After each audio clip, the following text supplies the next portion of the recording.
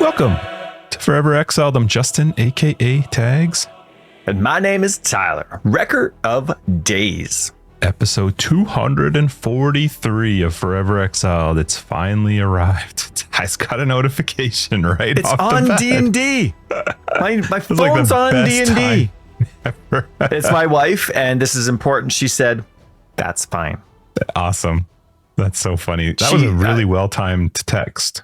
Wasn't it, though? At least I wasn't talking at the same time. I don't know. It's probably not going to get in there. Can I play my notification? Play it up to the mic, and I won't cut it out. Yeah. Because it is pretty funny.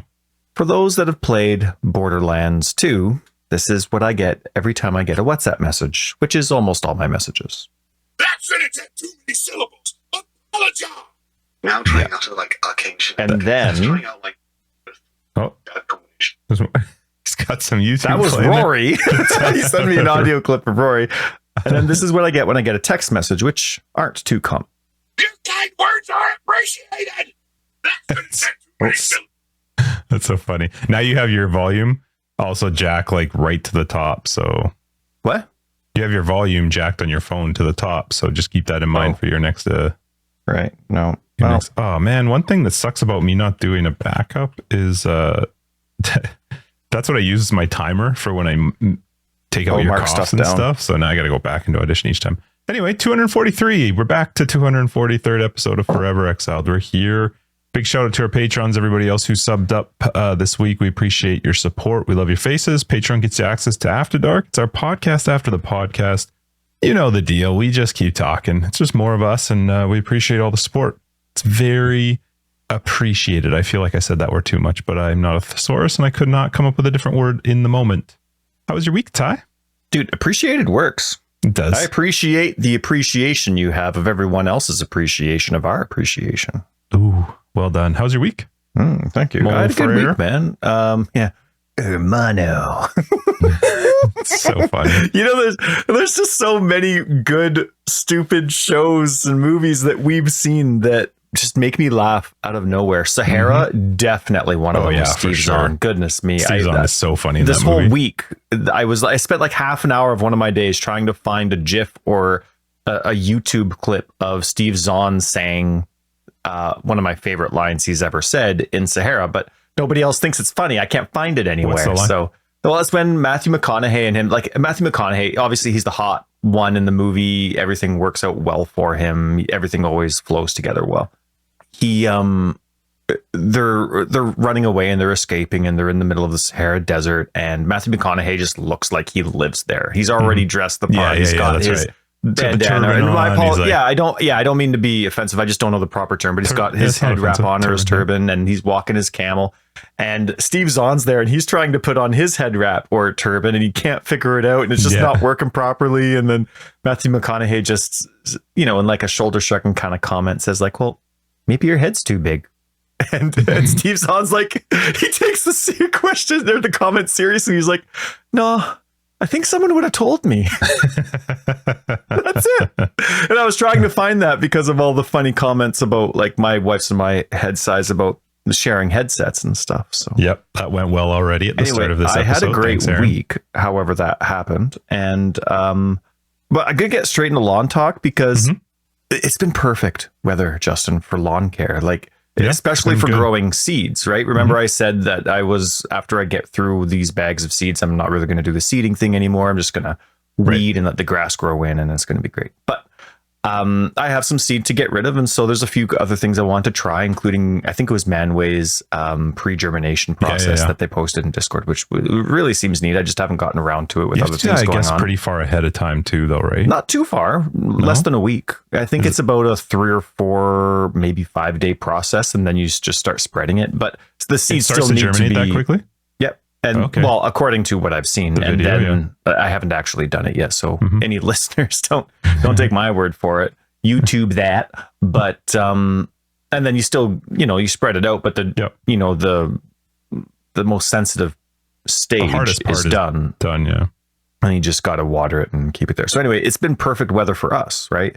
I laid some seed week-ish ago, and it's been rainy and sunny and rainy and sunny. I haven't even had to turn on the sprinkler, which is glorious when you're doing lawn seed. It's so fantastic, but it's also getting the sun. And guess what we had yesterday, Justin? Then yesterday a happened. massive thunderstorm, which I love it. I'm still a little kid when you get that rumbling thunder. We don't get, I mean, we have listeners all over the world, but we don't get fork lightning here. It's always sheet lightning. That's awesome. But yes. I should probably look that up. My kids are going to start asking me those questions if they haven't already about, you know, the difference in lightning and why it happens and why our area is only sheet lightning, but whatever. Because science, kid. Yeah, that's right. My answer, well, our parents couldn't say look it up. No, unless you had an encyclopedia at home. They couldn't say look it up, so they had to figure things out. Lord, can you imagine trying to look that up? What would you even search? Right, where do you go in the encyclopedia for that? That's right. Yes, we did have a crazy thunderstorm, and then hail.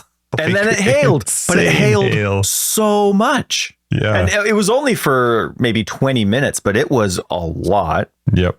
It looked I wouldn't be surprised if that small, because when it melted, there was a place that's near the school where we were walking by. Their driveway kind of bows a bit, but it bows to the house. It doesn't bow back up in front of the house. Mm-hmm. And we saw it was about an inch above. Look at us, hey, millimeters and inches. It was about an inch to 2 inches above the garage door. Yikes.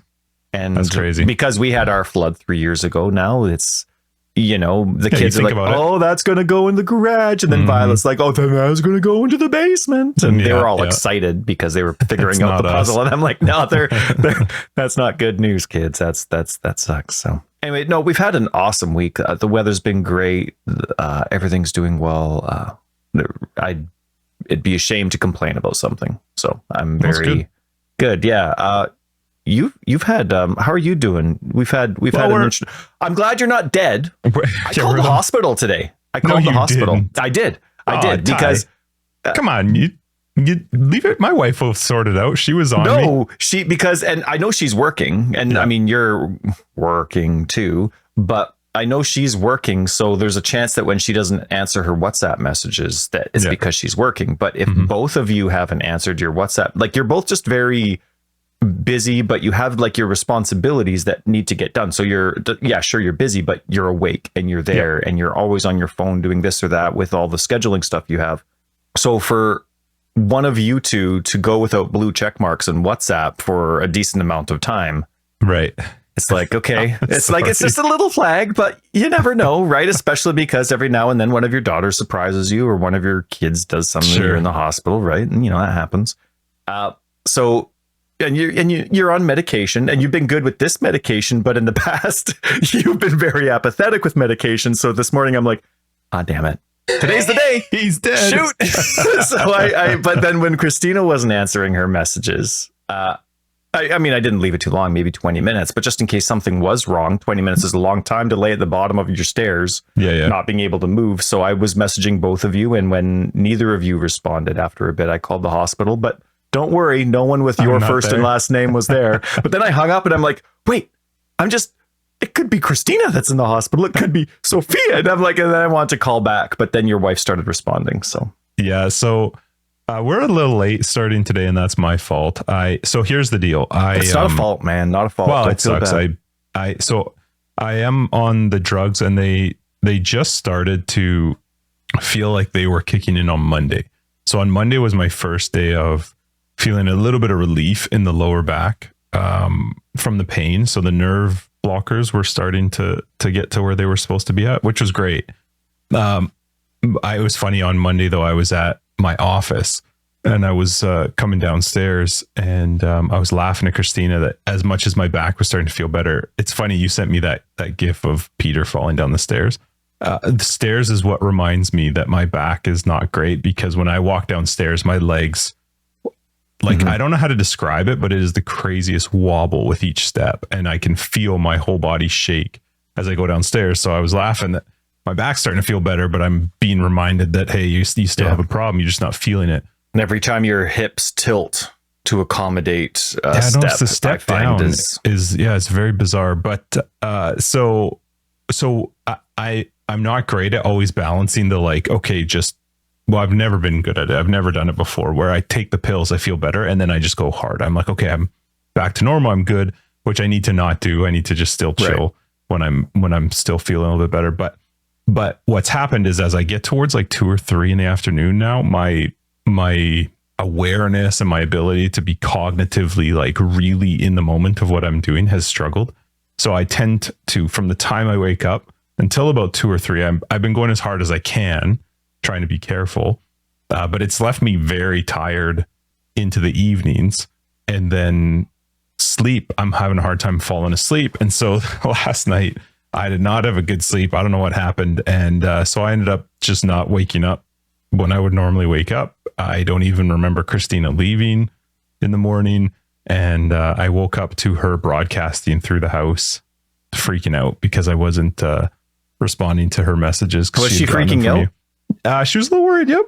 Mm-hmm. Okay. I don't mean to worry. Like when I message, it is to make sure that everything's okay. Not because, hey, lady, your husband's not showing up. Like it's not about that. No, I know it's just not. making sure that you have a pulse. She was a bit worried. So she was. That's what woke me up, which was good. It was good that she did that. So I had to call her to make sure she knew I was alive and well. But so how do I wake you up? We're going on a trip in a couple of days. Yeah. We have a couple mornings together. I'll set alarms. If I have alarms set, I'm fine. I don't normally set an alarm in the morning because I'm up.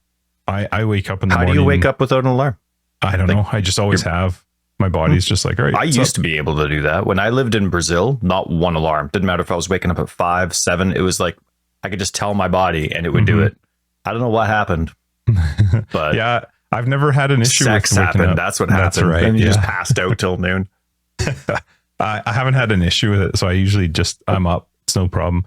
But I'll be fine because I'll have alarms set. But those are also, the timeline is pretty easy when it's much later in the morning. But that I'm not going to take out because I like the sound of that blinds. Oh, the sound of the blinds going up. Mm-hmm. That's the only thing I like about Venetian blinds, man. I find Venetian blinds quite ugly when you look from the outside to the inside. And I don't find their purpose inside very efficient. I prefer thick they're just curtains. nicer looking. I like curtains, thick curtains, but I'm not. Speaking of death, when I got a list of stuff, when my wife goes, I'm going to be allowed to plant the trees I want. You're making the assumption she's going first then? Wow, I got plans. Yeah. And then I got the door that I want to paint a certain color. There's certain plants I do and don't want in the house. Let's just say I'm saving up. I have some projects that I need to get done as soon as that happens. Nice. Love you, dear. Love you, dear. Yeah, but otherwise, you know what? The week was fine. It was just, I'm trying to balance around the medication now and starting to feel a little bit better, but getting some brutal reminders sometimes that I'm still got issues, but I'm holding off till July. I got July 2nd. I'm going to meet with the neurosurgeon. So, we'll go from there. I'm excited to at least get that going. Otherwise the week was just work. Like Good. It was, I don't remember. I don't remember much about it. It was just work, but it was good. I'm at least happy to feel a little bit of relief now in the back. I just have to remind myself that, it's not all, fixed yet. I'm just looking at my calendar to see if there's anything worth saying, but there wasn't. I canceled a couple meetings just to try and balance it a bit better, but well, you know what though? That's good though, because your time management before was very jam-packed or, fleet of foot, busy. I guess you could say. I know, but it's good. I'm happy for you that you are doing that and you're prioritizing it in that way, and that your habits of how you would normally prioritize your time and your schedule haven't taken a precedent over your health. And that's not, I don't mean that in a negative way. I don't know how people could twist that. I mean that in a very positive compliment. Good for you. I miss racing though. I miss racing with you guys on Mondays. It's been 3 weeks, hasn't it? Yeah. The last time I did it had a brutal effect on me that night and the next day. So I was like, I don't know if it's just I know I could try with controller, but I have the whole setup that I love using. Sure. I think it's the foot, like the feet with the gas and the brake that it would be the same thing as going down the stairs. Yeah. So I think that's what kind of does it. So I'm not really sure, especially now that 2024 is coming out. And I'm like, I played it last night, and all these chotches online, they're like, it's not 2023. Bring back 2023. It's great. Good. So I was not sure. Don't worry, PoE people. I know there's some really exciting stuff to talk about, and we want to congratulate our private league people as well. But the segue, by the way, when I was talking about people dying and then what I was going to do when my wife dies, was curtains. I want curtains. She doesn't. That was the segue, and I didn't combine the segue. But what were we talking about? Formula One. And with Formula One, I was hesitant because. So I pre-ordered it, but I didn't buy the extra $15 or $20 edition. So I didn't get 3 days early access. Mm-hmm. So I was like, oh, okay, sweet. I'll be able to play at 9 p.m. last night because it comes out today, right? Sure.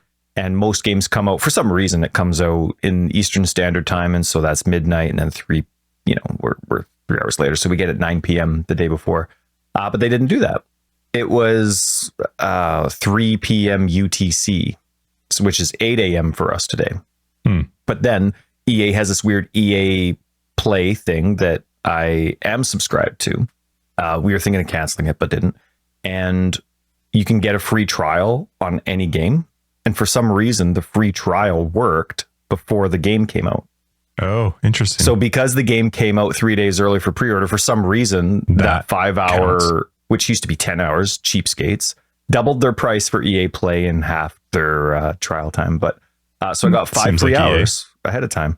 But weird that it would work. When I bought the game, I spent $90 on the game and I can't play it, but I can play it for free. Right. Anyway, so a funny thing. But I was considering, like, okay, new game. They've really emphasized that it's new physics, new handling, new everything. How do I want to go about this? And I decided right off the bat to turn off all the assists that I like. Instead of doing baby steps with the assists, turn off all the assists that I like. I only kept on ABS because their cars have ABS. And the game, I was going to wait to see if the game does a good job at showing you that you're locking up, which the previous game did a horrendous job at. And then, of course, the pit lane assists are still on because that's crazy. Yep. But that was it. I turned everything else off. And I double checked multiple times to make sure that I had assists turned off. That's how easy the handling was. Oh, good. I was flooring it, Justin. Like, how when I'm coming out of a corner, let's use Austria for an example. Mm-hmm. There's certain corners where when you're following me, you're like, whoa, whoa, whoa, whoa, whoa, whoa, like you're going to smash into me because I'm just not accelerating as fast. That's because the previous games were just so touchy on the acceleration as you were leaving, no matter what your setup was. Mm-hmm. I was flooring it. I was just like, I got back into my bad habits where the second the apex of the corner is done, triggers down all the way. Even and I'm flooring it out of the corner.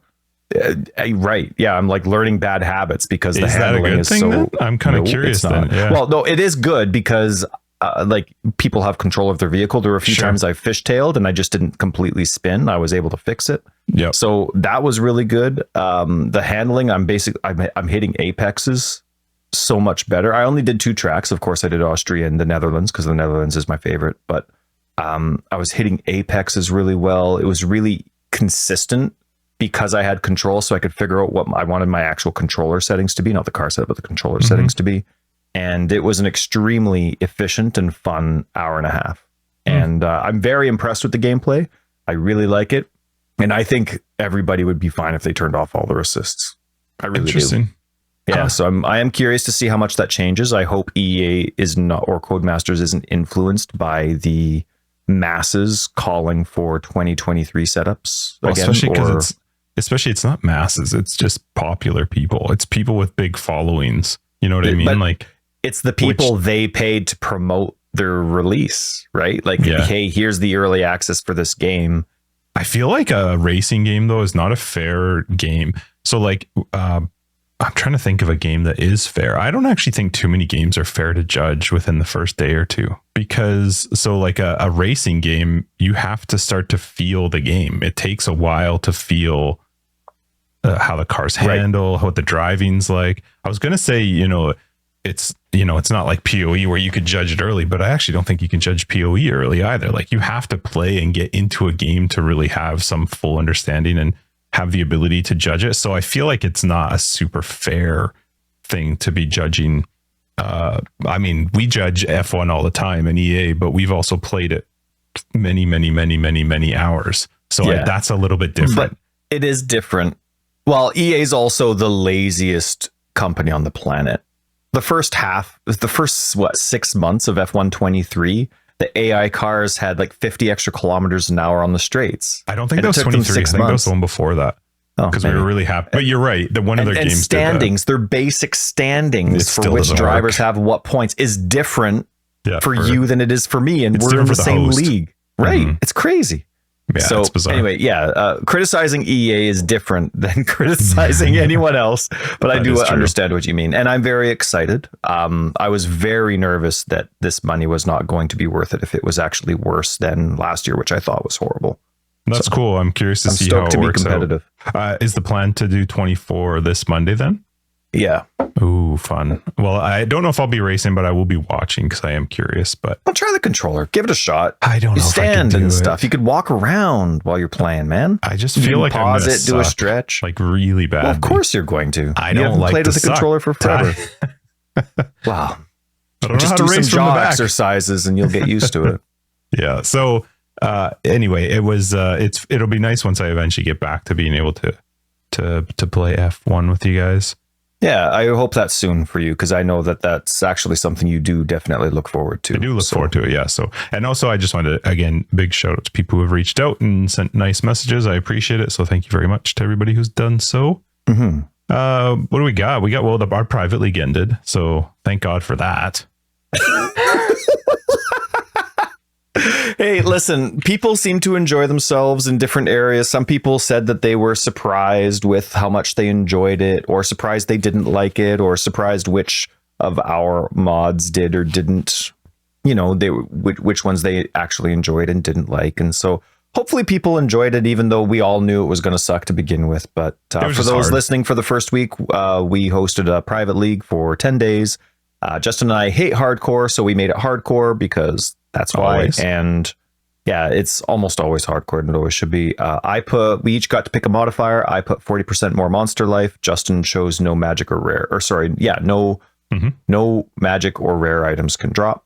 And that was it. And then it's hardcore. And then we gave legend statuses on our Discord to the top 3 living characters for each class. Not ascendancy, class. Mm-hmm. And then Uber legend for whoever got first place. So congrats to Mr. Ventus on placing first place. Close. It was close between Mr. Ventus and Toolburger. Like they were both 98. I don't know what the actual difference was in XP, but it was a very, very close race to the end. The XP, I don't even know what a lot of where are we? That's 1 million. The difference in XP was 150 million. But they each have close to 4 billion. Yeah. 3.7 versus 3.9. Yeah. So anyway, congrats. And that was exciting. And I would like to give a special shout out to all the dead players. There's so many. Well, there are a lot of dead players. And Justin and I will consider definitely. There was a lot of people that said they like the aspect that only living characters get legendary status. But then there were people that were like, well, I don't feel like I can push my character because, I have to kind of hold back to make sure I'm alive. And then, I actually do because agree my with dead that. one doesn't count. So yeah, Justin and I flip-flopped on that over the leagues. There's definitely a reason that I don't remember where we have only living characters, though I guess it was for the extra punishment of, that 98 dead character doesn't even count. That's probably why we have it this way. So maybe next league we'll do all living and dead characters so people can just push. Yep. I like we'll probably cancel any character that goes over 90, right? Probably, right. No. But I would like to shout out account name. It's that woo woo.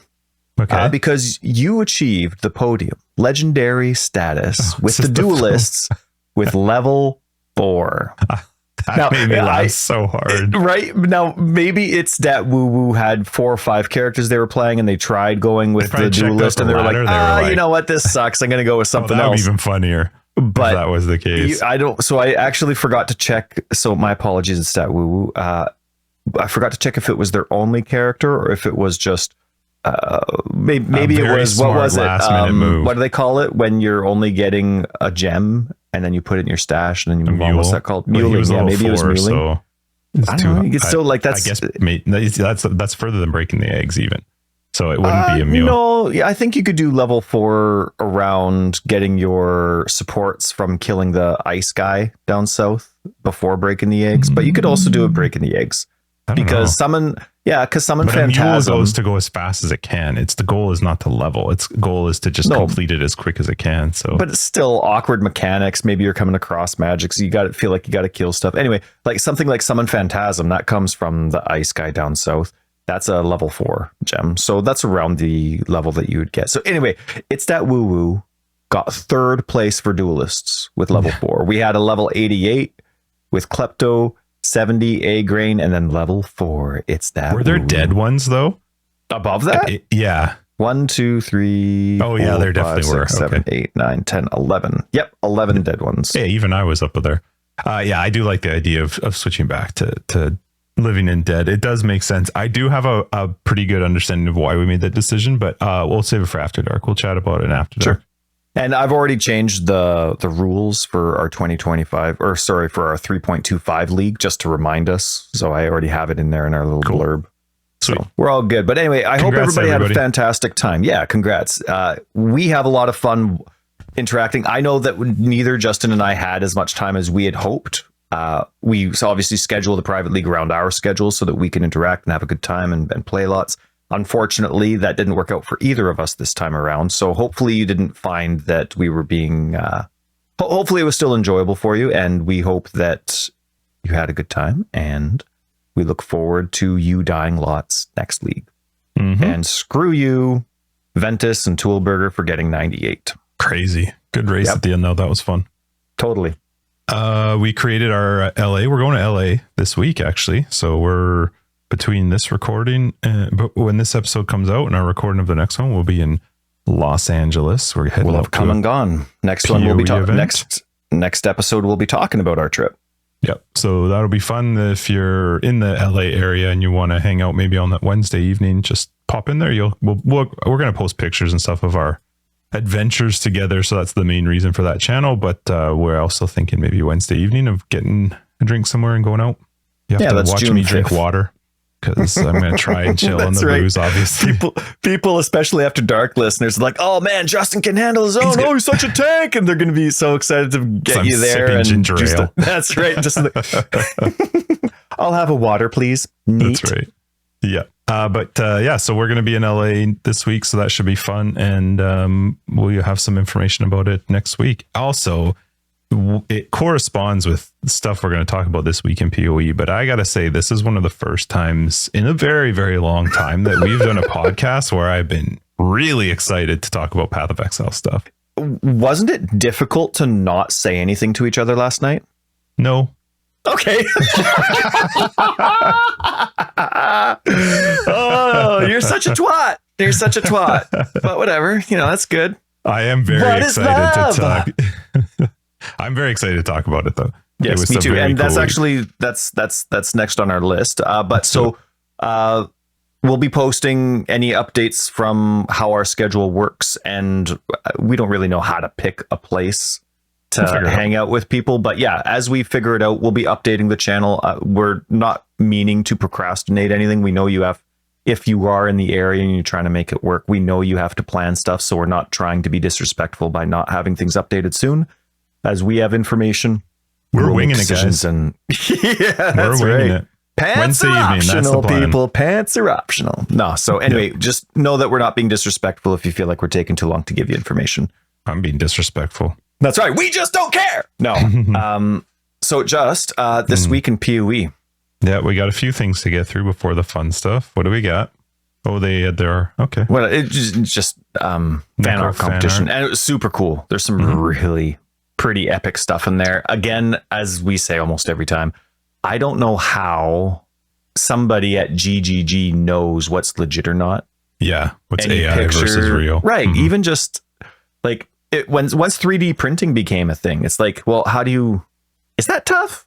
You know, or is it just expensive because you got to buy all this cool ingredients and then it just does it? Is it like maybe they have to like hire? I mean, you don't hire someone, but it's like then they're walking around the studio being like, hey, who's a 3D printing pro? Okay, how legit is this? You know, like it's just so crazy. Like, but nonetheless, assuming everything's legit, those are really cool to look at, all of them. And the runners up, like that's such a difficult choice to make.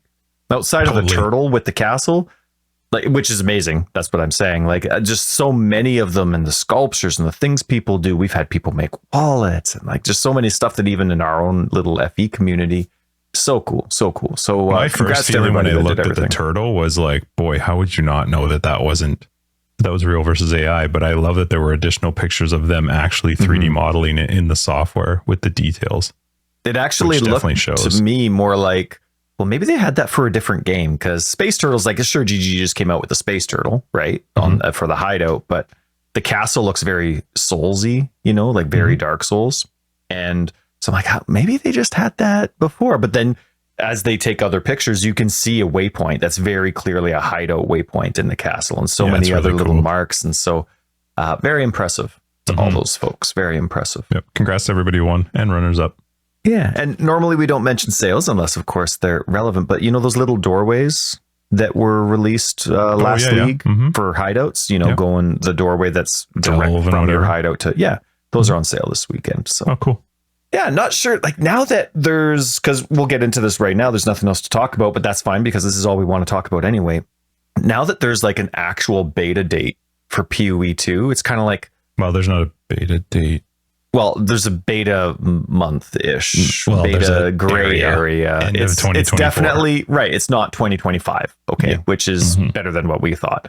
So I don't know. Do I like want to buy the MTX? Do I want to spend $20 on something that I might not ever care about or might not be relevant at all? I feel like for a console and PC player, that question's even harder with what we're about to talk about, because the ability to have cross-platform everything now is going to, I don't know how are they going to merge someone who has an Xbox and a PC?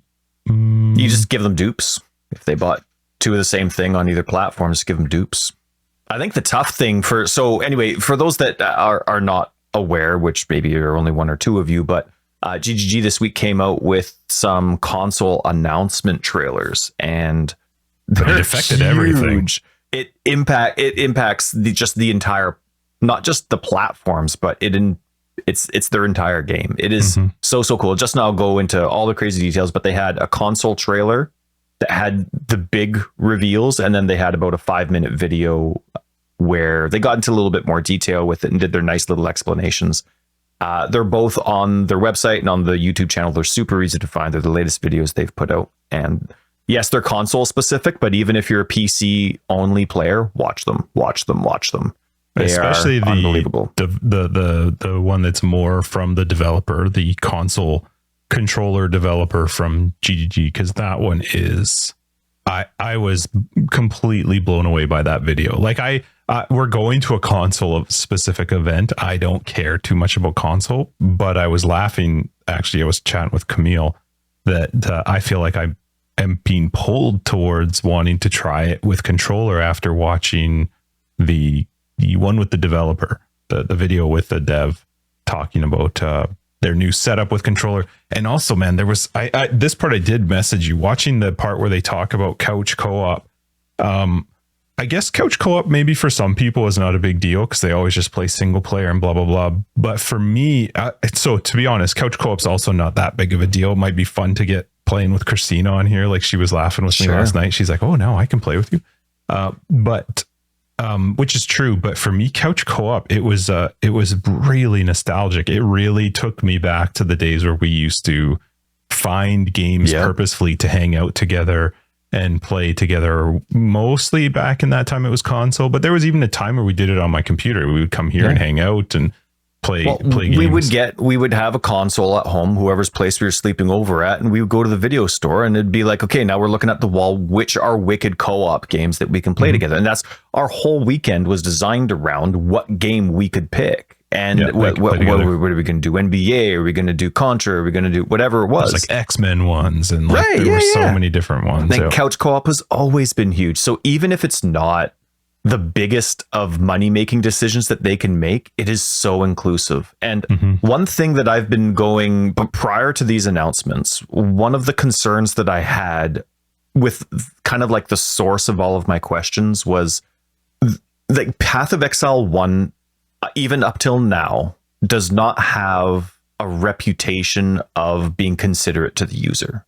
There's so many things in the game. Like, yes, it's a great game, but there's so many decisions within the game where it just seems like they're shrugging the shoulders to the user, right? Everything from item descriptions to how things progress to filter management to just so many little things say that they could, but they're not going to, right? And sure, so much of that has to do with the base of the game, the core of the game, their ability to add that to the game or not the worker, not their ability to add it to the game, but just what the restrictions of the game itself provide. As someone who doesn't know any of that, I guess at the end of the day, it is kind of irrelevant because the game is what it is, right? But the fact that GGG, this announcement that they did, changed so much of my perception, and it's taken so much of my hesitancy and turned it into just pure excitement. Because when you add something like couch co-op, that's not the best seller, but it's huge. Like, it's just one of those decisions you make that's like, it's for the minority, and we want to include the minority too. You know what I mean? I absolutely love that they considered it, added it, put development time into it, and then they made it work. Well, and when I watched, I think it was specifically the dev one. I was so impressed that while I watched the video, they were answering questions that I had. Because as soon as I saw that, I immediately had quick concerns about how on earth are you working with two characters? How's inventory going to work with two characters? How's the passive tree going to work with two characters? Right. Like, they answered everything in there. But then not only were they talking about couch co-op, but they were literally just talking about really, really good changes and new things they're introducing, like the ability to hover over. What does stun mean? My What penis does couldn't bleed handle mean? it, Justin. Like, I died. I exploded. It was done. It was so exciting to see them do things that are not in the end the hugest of deal, but they are such a big, I don't know what the word is, but it's just a show of care that they know players would benefit from them, and probably even more so new players would benefit from them. And so this was the first time I ever got hyped for PoE 2 besides the original announcement to PoE 2. I've been not a downer towards PoE 2, but I just got tired of talking about Path of Exile 2. We don't know anything. I don't care about new classes. I want to play the classes. I don't care about trailers. I don't care about the gameplay. Like, I want to play it. This was the first time where I saw a change or something new where I actually got excited, because I was like, that it made me feel differently towards the game than I had before. Are you showing me a new class or a new ascendancy? It doesn't change my feeling towards Path of Exile. I'm going to play it. It's the same style of game, but this, I don't know what it was, but this actually shifted my view a bit towards my view of them and the game and stuff. So I was very, very excited watching it.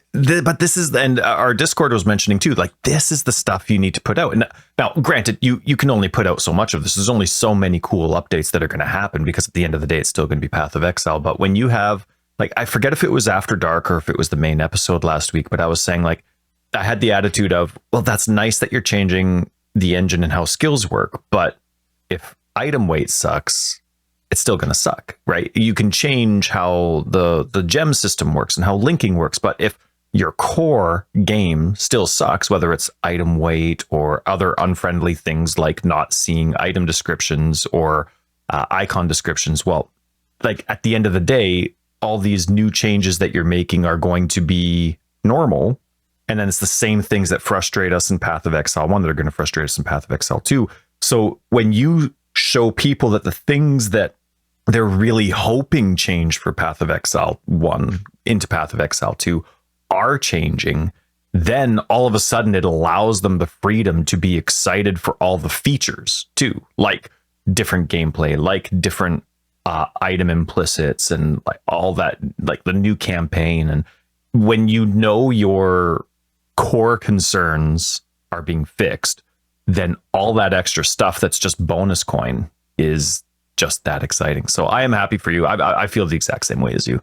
I feel like they did a really good job too of just like really, it feels like they really thought things through with this one. And I'm not saying that they don't normally, but there are some times where you feel like, did you not try that? But I feel like in this one, like he was talking about the ability to hot swap characters, for somebody to just jump in and join you in couch co-op, for your ability to be able to link your own account. You don't have to be on a guest account. You can actually play yours. The cross progression of being able to play your same character on multiple devices, like it feels really, really well thought out. And this was also something you and I talked about a long time ago. We talked about this not since the announcement of PoE 2, but you've definitely talked about this idea of cross-platform, cross-progression, like hoping that was going to be a thing. And we didn't really feel like that was the direction they were going to go. They hinted at it, but then there was a question in one of the many interviews that they've done about console. And Jonathan was like, we're not prepared to talk about console right now, and politely shut down any console questions. And that got me. And then we haven't heard anything until now. Until we got we got the invite to this event before these videos came out, but we knew it was console specific. But still, there's that like, oh no, it's regressed, it's backtracking, like it's going to be PC first, consoles coming out a year later. Like your heart goes in all these different directions, especially because that news came right after they were saying that the beta's been delayed. Because remember, the beta was originally June or July, whatever it is, either way, like just around the corner, and they delayed it.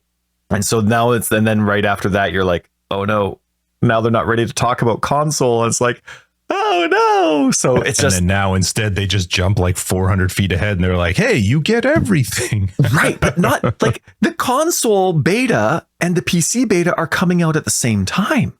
Like they're treating them like equals, which is crazy. Who knows if cross-platform will be available at that time? Maybe you kind of have to though, don't you? I feel like that's really tough not to. Hopefully that beta is including that for their sake, so that they can get all that right. Mm-hmm. Yeah. I mean, goodness me, look at this. Just look at this. Like Age of Empires. Now I do I'm sitting on the couch and I play AoE with you guys, and now it's gonna be PoE too. Maybe, who knows? It's funny. It's funny when I was watching the video how excited I was getting for this idea of couch co-op, even though it's not something that I will probably use very often. But I love that it's there if I wanted to play with Christina or one of my kids or something. It's funny how much you forget the fact that you could always play with another person, because this just, I don't know, there was just something about it. And it also, right. Especially PoE players though, it's been 10 years where if you want to play with a buddy, you're not hanging out with them in person. Right. You have to do something like this or on Discord or something, but yes, you're not in person. Now we have to shower. Yeah, well, and I love though that you can still use your own account. I think that's such a good idea for somebody to be able to do. But I actually felt watching it like I could see myself now maybe considering trying controller on PC. I don't see myself playing on the PlayStation or the Xbox, but I do see myself maybe trying out controller on Path of Exile, because it just looks so clean. It looked like they really thought things through. So. I went through those videos and I paused, like I went through like an hour and I paused and then I paused and then I paused and I paused. And I didn't learn as much as I'd hoped. I'm sure that I just missed everything, but man, it was so well done. Even the video, like even just going back to complimenting the video, when you were concerned about how if a co-op, right, you're doing couch co-op. Well, I remember Borderlands 1 did a great job with couch co-op. You could bring up your menus at the same time, whatever it was. And then I think it was Borderlands 2 where they really kind of messed it up a lot more and it was a lot less capable. And then I remember Diablo 3 went from with their couch co-op when my wife and I used to play Diablo 3 before Path of Exile exists, or before I played Diablo 3 with you couch co-op and it was awful. They made all the screens full screen. You couldn't edit your gear or your skills, anything like that. It was full screen. Now, Diablo 3 is basically irrelevant to me. I haven't cared about it in forever, but it's just, there's so many different choices they could have made to accommodate this. And again, and I really don't mean to be offensive to GGG, but Path of Exile 1 has instilled me with the fact that they would love to do so much, but they don't have the time and the users are an afterthought. Like that's just what Path of Exile is to me. You know, and there's just so much because, they don't have the time. I'd love to, but I don't have the time kind of thing. And so for them to just do this couch co-op, this in a way split screen, but then add it in a way where it's user first. It's user first. It's user first. It's so encouraging and heartwarming. It really is. When I was watching it, I was thinking about us playing Diablo 3 because they hadn't gotten to the inventory management part of the skill tree. And so that was obviously in my head because I just remember like Tyler is an item. Hey, person. Look, boots, identify. Yeah, pause the game and then you're sitting there waiting. So like that was on my mind. And when they showed that, I was like, oh, so then what I am kind of curious about, which they did not show, is character separation. What happens? Are we in the stuck event on the of same screen separation? or is it split screen? Yeah. But so whatever. I'm hoping we can test that out. My understanding is that may be there. That's what I've been told. But I am curious to try the ability to couch co-op it. Well, this is pre-LA, this recording, and these videos 100% intentionally came out pre-LA, right? Whether, like, I don't even know what event it is. Maybe it's like Summer Game Fest or something like that. But whatever it is that GGG is doing that weekend, we're showing up, and we're showing up like for the Wednesday, Thursday, Friday. And then there's, we assume, an event on that weekend. So whatever else they're going to be revealing, but they reveal this ahead of time. And of course, before their people show up as well. So I'm very curious about that because there was no pressure for this. Like I was saying, I'm one of the few people that are excited for console and care just for the company, let alone myself, that it's successful. And the last thing that I heard was like, well, we're not ready to talk about that yet. So whether this information for me comes out in June or in August, it doesn't matter, right? So the timing of this is really interesting. I really hope we get to test it full-fledged like they were showing in the videos.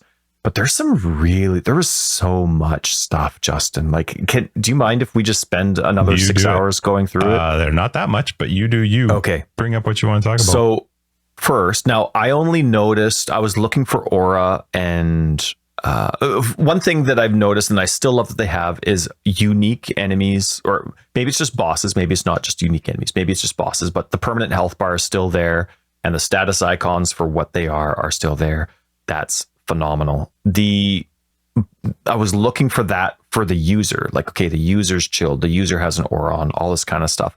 One screen I saw that somebody had a permanent buff or aura on. I couldn't tell what it was. It was just a green picture with an arrow, but it was during the couch co-op video that I paused. And so on console, let's see. So all the HUD, like your health bar, your skill buttons and their allocations, that's all at the bottom left and bottom right of the screen, depending on which side of the screen you're playing on. And the aura icon was also just above the skills, which is on the bottom left of the screen, which was huge because one of my questions to them was going to be, okay, you always have your character in the top third of the screen, but that's where all your important information is, including your health bar. But that's also where damage can come from 25% of the time and equal 25% of the time. Right. It's the worst way to play going north. And so I was going to ask if there was any kind of accommodation to that, whether they're going to let us move the HUD around, anything like that. But having this there, like everything's now south, which is really cool. Like so hopefully PC. It's not the exact same issue, but going south. But still, like that was really nice to see that they were willing to accommodate that. So again, I don't know if that is specific to the couch co-op HUD look, but it's definitely something I'm going to be looking for when we go there. I was curious to ask about their smart flask system. I don't know if you remember what this is. This is controller specific. It's on both console and PC, but I've always been extremely impressed with the majority of what they've done to accommodate controller support on PC for Path of Exile 1.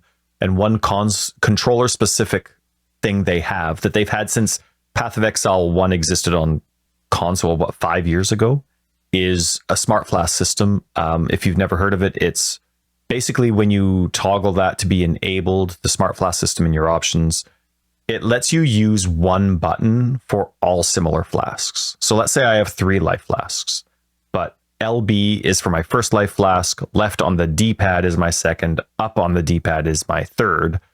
If LB is empty, if I don't have smart flasks enabled, then I have to hit the individual flask button. If I have smart flask enabled, whatever health flask is next, if I hit LB on the empty life flask, it'll just use the next life flask available. So it works for any kind of flask that's similar, whether it's a quartz flask or whatever.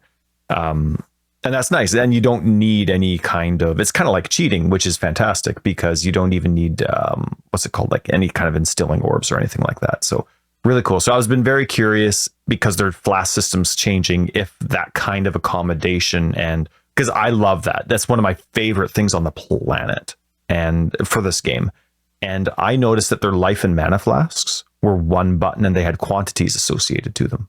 So I was just going to say, I didn't notice anything with flasks, but I did notice when I opened up Twitter later, a lot of people complaining about something about flasks. I didn't really catch on to what people were talking about because I didn't actually care. Because in my head, I was also like, did you see the video?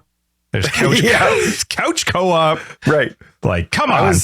But anyway, sorry, go ahead. It was funny. I flash stuff. I messaged Camille as well and gave him a big thank you. And it was funny because I made a mistake on a tweet that I replied to him. Like, he tweeted out the thing, right? The video. And I'm like, oh man, I can't wait. It looks so rad. But then you messaged me and the reply auto corrected to, oh, it looks so bad, as opposed to it looks so rad. So I'm like, oh no. And I quickly fixed it and reposted. And then I messaged him like, hey man, I don't know if you saw that. And he's like, oh, I thought you were just joking. And it was just a joke that I didn't understand. I'm like, no.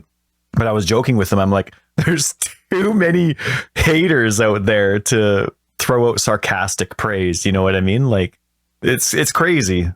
Like, especially because you're 6 months from the beta, not from release. Like, they could change anything again, with like, especially with how flasks are associated and work, what button presses work. But anyway, what the video showed regarding flasks, so I'm talking life and mana flasks, not unique flasks. They didn't show any of that as far as I noticed, but there was just a quantity. It was one button. So on controller, again, remember this is a console thing, but it's all of this stuff gets applied to all platforms for them. There was one button for the life flask. It was left on the D-pad, and then there was, let's say it was right on the D-pad for mana flask. But it wasn't that you didn't see 5 flasks in your inventory. You know what I mean? Like you do now. It was just, there was, it kind of like others, it's like swigs. So the life flask had the number 8 next to it, and then you'd hit the life flask and then it would drop down to 7. And that was it. Now, whether that means I have 4 life flasks and I have a total of 8 swigs left, I don't know. So maybe that's just an incorporated smart flask system, but or whether it's just you earn those, maybe there's no life and mana flasks, and those you are just get life. Yep. Right. Just scales up. And you just gain those charges as however it happens. Maybe that's something you can invest in. I don't know. But either way, it was one button for life and one button for mana. So that was really neat. And from a controller standpoint, this is mind-boggling. You could reallocate any of your skills. Mm-hmm. But what do you not say just that? Like 24, skills. 24 right, total 24 different keybinds. Yeah. And it is that complicated you can't currently on anything. PC.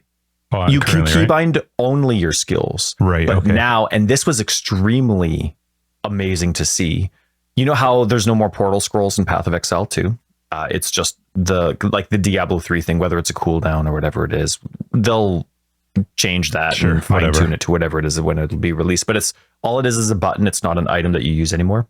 The portal scroll, the button to bring up the mini map, everything can be organized to wherever you want it to be. Which is so great. For now, right now, I can only reallocate the skill keybinds for my skills. Yeah. My flasks have to be LB, RB, and then left, right, and up on the D-pad. They have to be.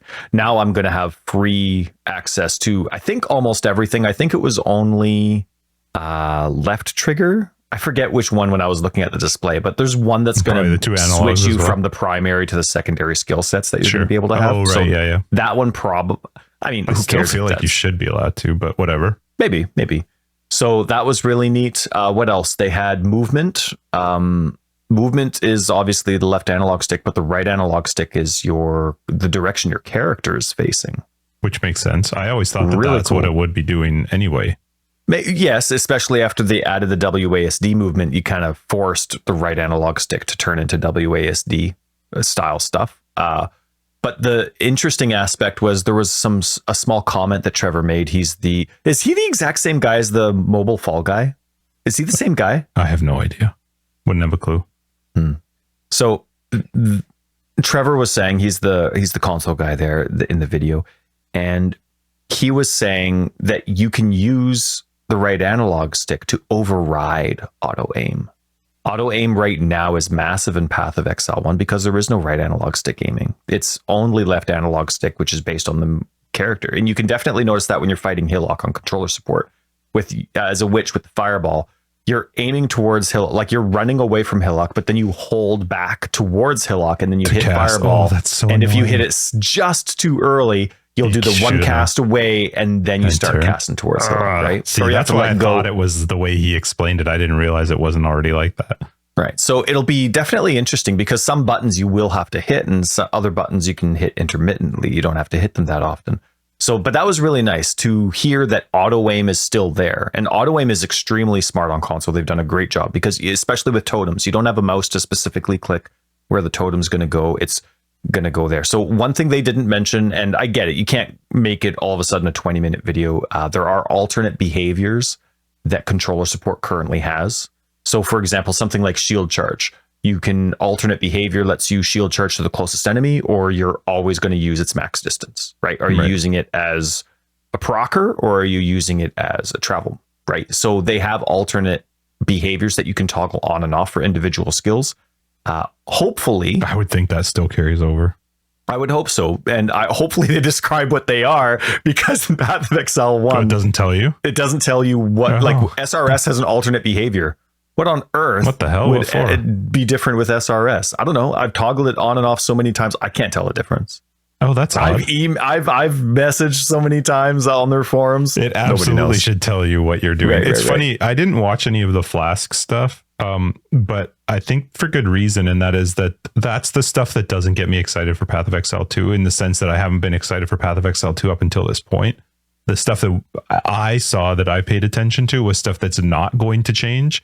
They're not going to remove crossplay. They're not going to remove couch co-op. They're not going to remove cross progression.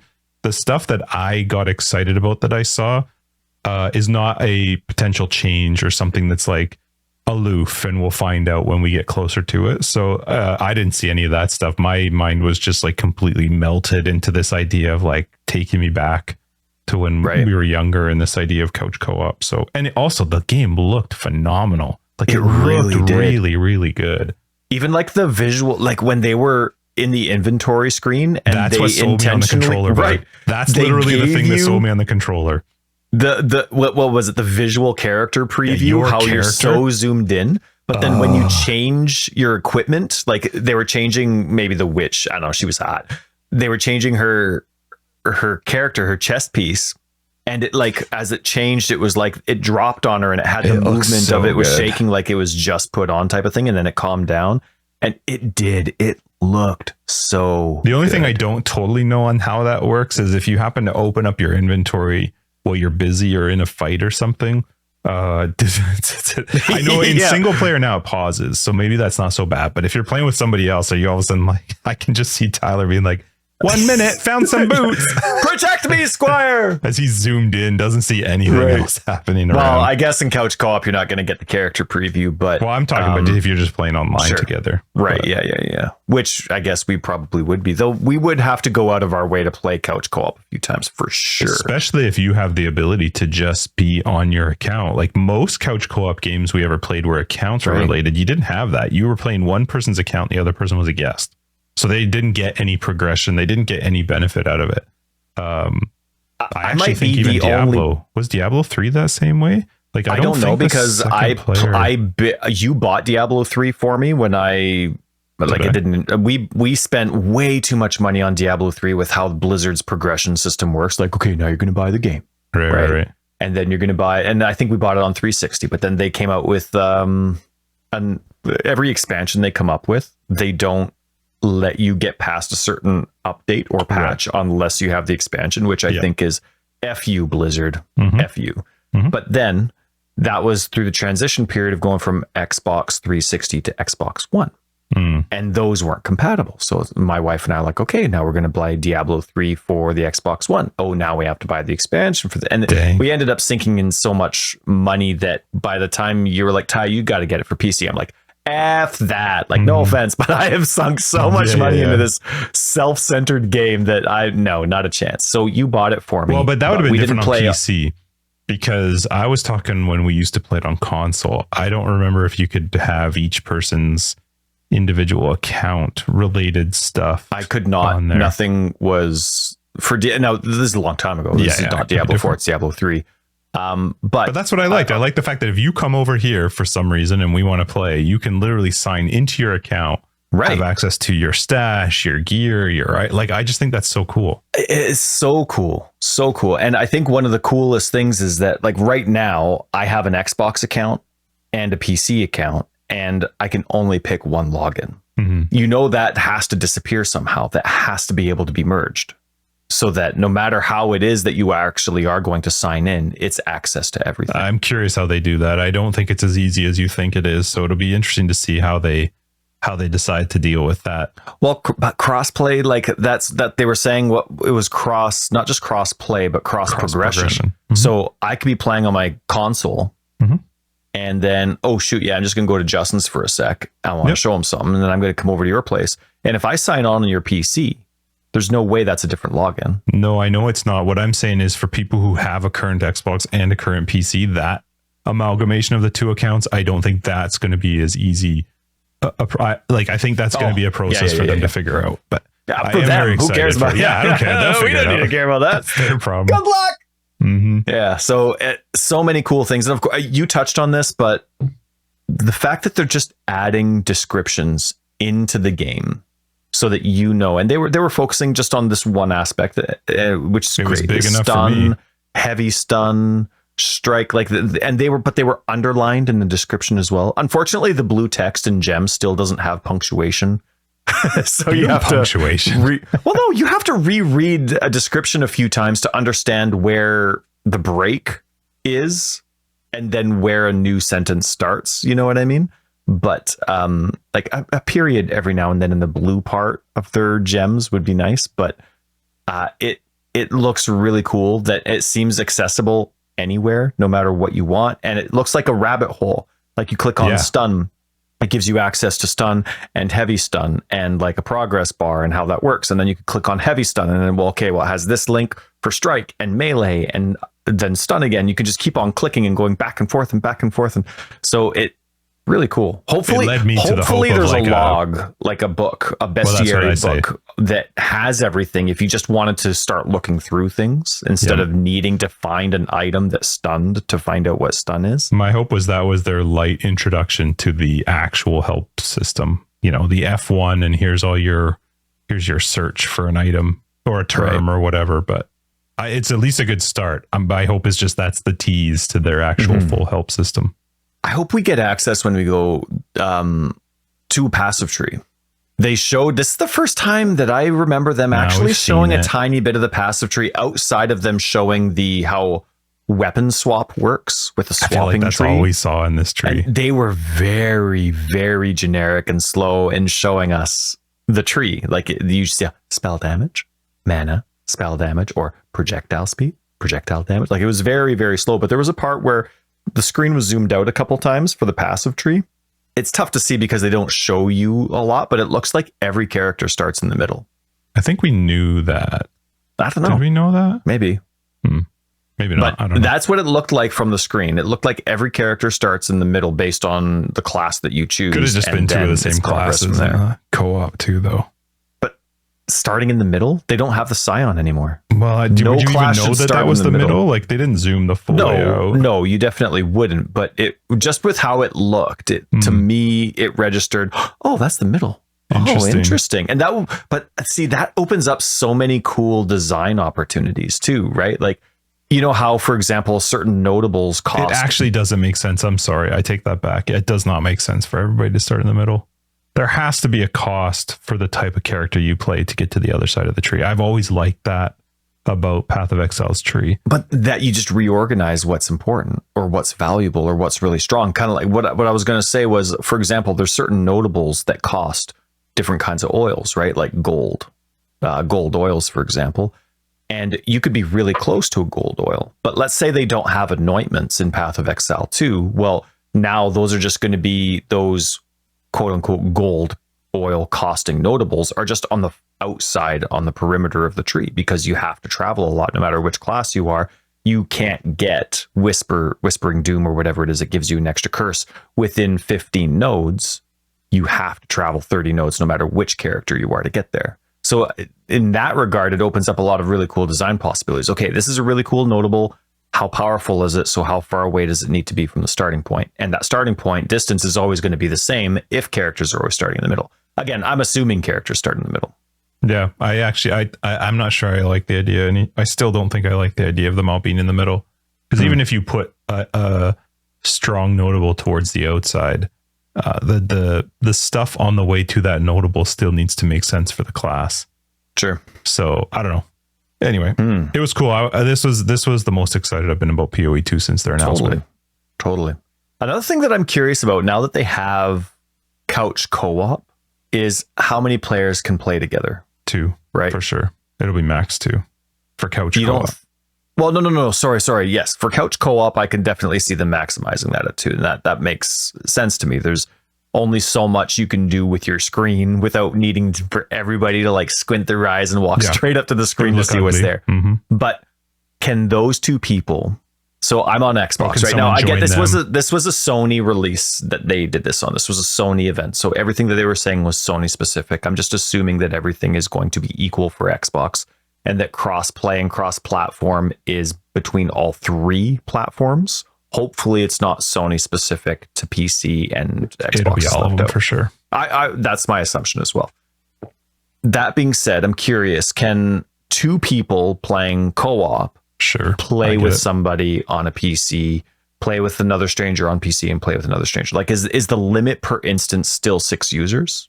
Not like that matters to us. I mean, maybe with Path of Exile 2 that will. Maybe we'll get all of our buddies finally into Path of Exile because it seems to be extremely more accessible. Well, the cross play is a big enough deal anyway, where if Chris wants to play on Xbox, we can actually I've never been able to play with him because I'm not going to put it on my console, and it's not like he's ever going to have a computer that can handle the game.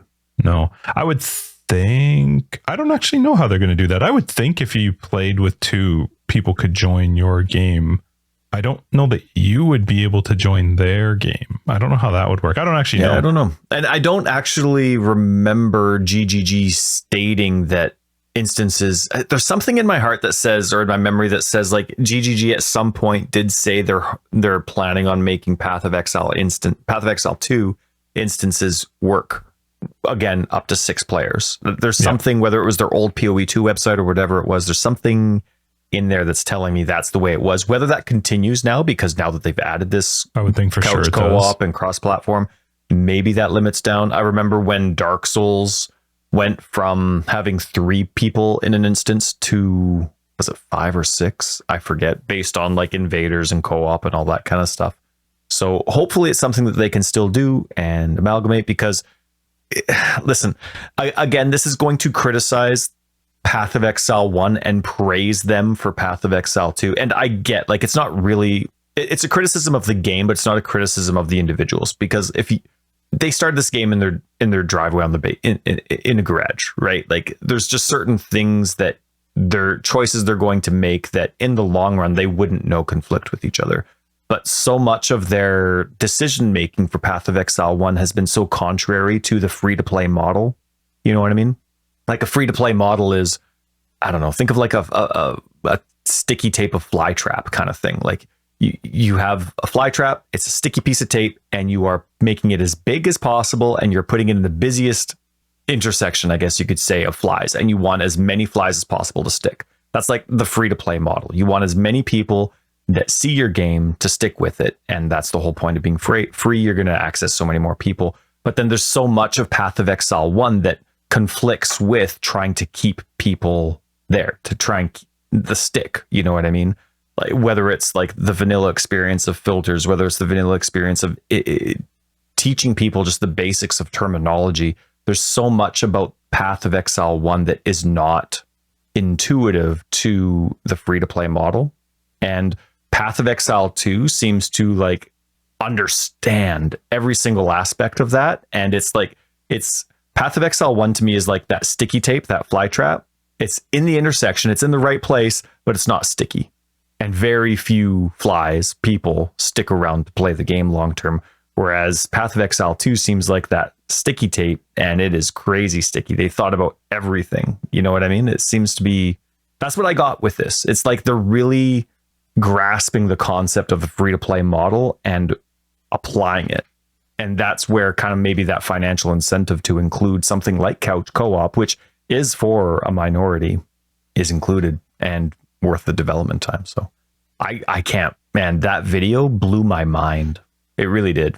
Yeah, I agree. I was very excited for it. I still am. I'm actually the first time in a long time.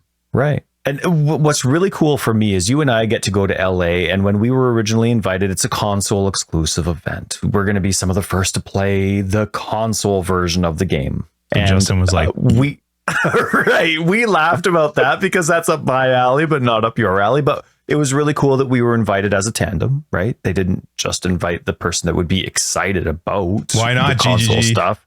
Why not? But the point is that with this release and showing how it's almost not console specific. No, I don't feel like it because is. you're adding cross play and cross platform and cross progression. Yes, this is a console specific controller event specific. and announcement, right? That's what I which feel is multi-platform, including PC. So now all of a sudden, this for event went from me caring about the event and enjoying a trip with my buddy, and you just going for like, I don't care about the event, I'm just going for a trip with my buddy, to actually caring about what we're going to interact with. Yeah. And so honestly, as excited as we are for PoE 2 and all that kind of stuff, I'm very happy for you that there's something for you to look forward to this trip besides giving me a back rub every night. I mean, I was always excited to go. I just wasn't, there was no whatever, console's not my thing. So, but this has definitely sold me on controller. And I do feel like this is much more of a platform for showing off what the controller can do. So that side of it, I'm very excited to check out. Cause I feel like, what's the guy's name that did the video? Trevor? Well, Trevor and Jonathan were both the primary people. Not Jonathan. The console Trevor. guy? Yeah, I feel like at the end he said that his goal was to convert everybody, and I feel like he's starting to get me there, because I was watching it. I was talking with Camille while I was watching it. I was like, man, and he mentioned to me a couple things too, but he definitely helped sell the controller as well. So yeah. I was gonna share a message that you wrote to me on WhatsApp saying like, man, I might want to start playing PoE on controller now. Yeah. So it'll be exciting, but we need to wrap this up. Forever Exiled 243. I'm Justin AK Tags. Nice work. I'm Tyler, Wrecker of Days. Patrons will catch you in After Dark. Everybody else will see you next week after our trip in 244. We have a website, foreverexiled.com. We have Twitter, foreverexiled82. Pop into our Discord, say hi, check out the LA channel. Maybe you'll have some fun pics of us galloping through the fields of LA. And Patreon, other ways to support the podcast, you'll find them down below as well as on our website. Bye. Love ya.